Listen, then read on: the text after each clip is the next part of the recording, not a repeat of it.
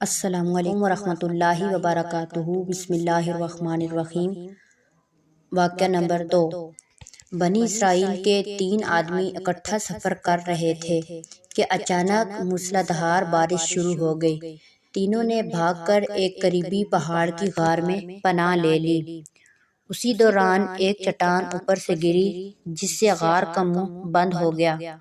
غار کے اندر اندھیرا ہو گیا، سانس گھٹنے لگا۔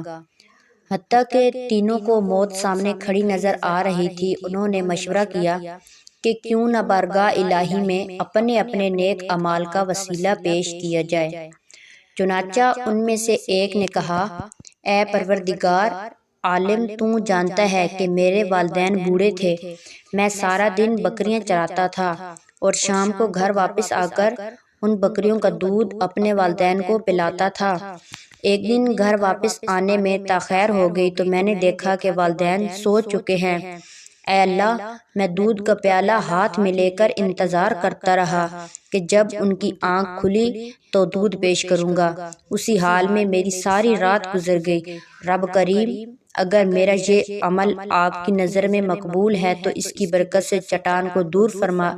چنانچہ چٹان اپنی جگہ سے سرک گئی اور غار کے منہ کا تیسرا حصہ کھل گیا۔ پھر دوسرے اور تیسرے نے دعا مانگی، حتیٰ کہ چٹان ہٹ گئی اور ان لوگوں کی جان میں جان آئی۔